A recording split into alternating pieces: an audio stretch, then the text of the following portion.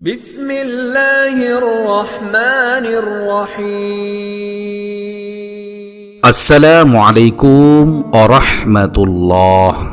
উপমহাদেশের প্রখ্যাত বুজুর্গ আলেম শাহ হাকিম মোহাম্মদ আখতার রহমাতুল্লাহি আলাইহি আল্লাহর ওলি তথা তার প্রিয় ভাজন হওয়ার 5টি উপায় বর্ণনা করেছেন।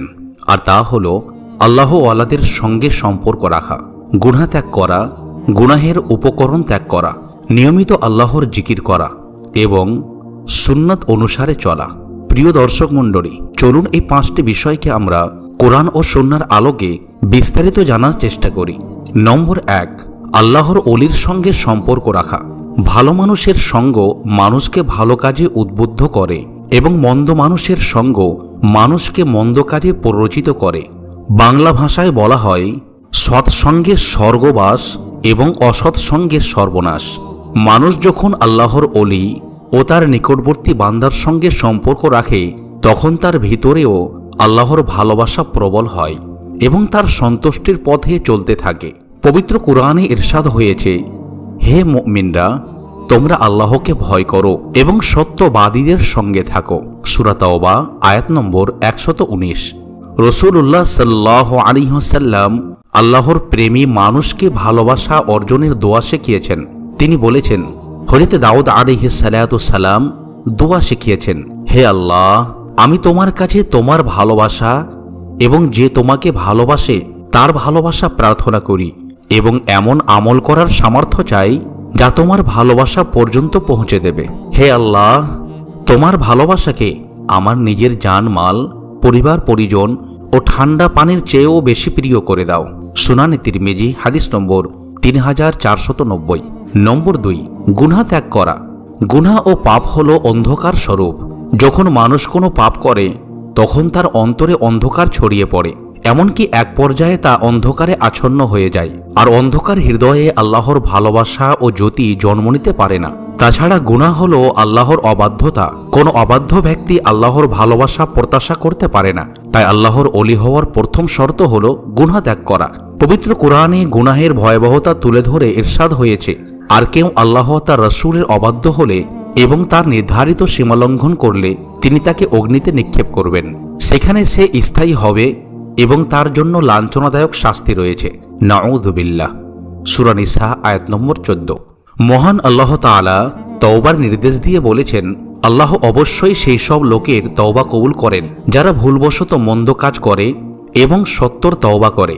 তারাই তারা যাদের তওবা আল্লাহ তাআলা কবুল করেন। আল্লাহ সর্বজ্ঞ প্রজ্ঞাময়। সূরা নিসা আয়াত নম্বর 17। নম্বর 3, গুনাহের উপকরণ ত্যাগ করা। মুমিন বান্দার জন্য গুনাহ ও গুনাহের উপকরণ উভয়টি ত্যাগ করা ফরজ। গুনাহের উপকরণ দ্বারা উদ্দেশ্য হল এমন ব্যক্তি, বিষয়, বস্তু, পরিবেশ ও প্রতিষ্ঠান যা মানুষকে আল্লাহর অবাধ্য হতে প্ররোচিত করে অথবা যা কিছু গুনাহের কারণ হয়। যেমন কোনো বন্ধু যখন কোনো ব্যক্তিকে কোনো পাপ কাজে প্ররোচিত করে তখন মুমিন এমন বন্ধু ত্যাগ করবে। কোনো প্রতিষ্ঠান যখন কর্মীকে পাপ করতে বাধ্য করে তখন কর্মী সে প্রতিষ্ঠান ত্যাগ করবে।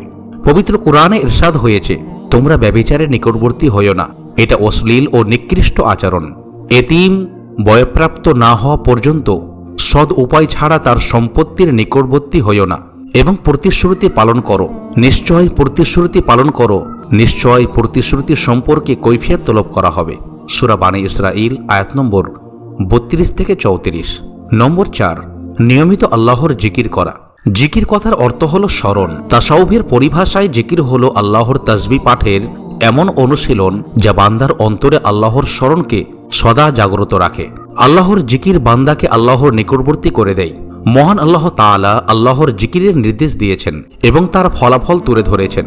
ইরশাদ হয়েছে, হে মুমিনরা, তোমরা আল্লাহকে অধিক স্মরণ করো এবং সকাল সন্ধ্যায় আল্লাহর পবিত্রতা ও মহিমা ঘোষণা করো। তিনি তোমাদের প্রতি অনুগ্রহ করেন এবং তার ফারিস্তারাও তোমাদের জন্য অনুগ্রহ প্রার্থনা করেন অন্ধকার থেকে তোমাদেরকে আলোতে আনার জন্য, এবং তিনি মুমিনদের প্রতি দয়ালু। সূরা আহজাব আয়াত নম্বর 41 থেকে 43। অন্য আয়াতে আল্লাহর জিকির থেকে বিমুখ থাকার ভয়াবহতা তুলে ধরা হয়েছে। ইরশাদ হয়েছে, যে ব্যক্তি আমার স্মরণে বিমুখ থাকবে অবশ্যই তার জীবন যাপন হবে সংকুচিত, আর তাকে কিয়ামতের দিন উঠাবো অন্ধ করে। নাউযুবিল্লাহ। সূরা তাহা আয়াত নম্বর 124। মহানবী সাল্লাল্লাহু আলাইহি ওয়াসাল্লাম আল্লাহর স্মরণ বিমুখ ব্যক্তিদের মৃত্যু ব্যক্তির সঙ্গে তুলনা করেছেন। তিনি বলেন, যারা আল্লাহর জিকির করে এবং যারা আল্লাহর জিকির করে না, তাদের দৃষ্টান্ত জীবিত ও মৃত ব্যক্তির মতো। সহিহ আল বুখারী হাদিস নম্বর 6407। নম্বর 5, সুন্নতের অনুসরণ করা। আল্লাহর ভালোবাসা লাভের অন্যতম শর্ত হল আল্লাহ রসুল সাল্লাল্লাহু আলাইহি ওয়াসাল্লাম এর সুন্নতের অনুসরণ করা। বুজুর্গ আলেমরা বলেন, আল্লাহর দরবারে কোনো আমল কবুল হওয়ার অন্যতম শর্ত হল তা রসুল সাল্লাল্লাহু আলাইহি ওয়াসাল্লামের সুন্নত মোতাবেক হওয়া। কেননা আল্লাহ তাআলা তার রসুলের আনুগত্য করার নির্দেশ দিয়েছেন। ইরশাদ হয়েছে, হে মুমিনরা, যদি তোমরা আল্লাহ ও আখিরাতে বিশ্বাস করো তবে তোমরা আনুগত্য করো আল্লাহর, আনুগত্য করো রসুল সাল্লাল্লাহু আলাইহি ওয়াসাল্লাম এবং তাদের যারা তোমাদের মধ্যে ক্ষমতার অধিকারী। সূরা নিসা আয়াত নম্বর 59।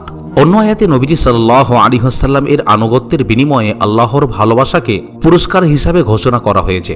ইরশাদ হয়েছে, বলো, তোমরা যদি আল্লাহকে ভালোবাসো তবে আমাকে অনুসরণ করো। আল্লাহ তোমাদের ভালোবাসবেন এবং তোমাদের পাপ মার্জনা করবেন।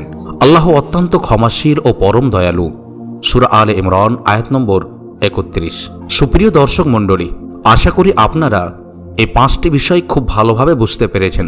মহান আল্লাহ তাআলা আমাদের সকলকে তার ওলি হওয়ার তৌফিক দান করুন। আমিন।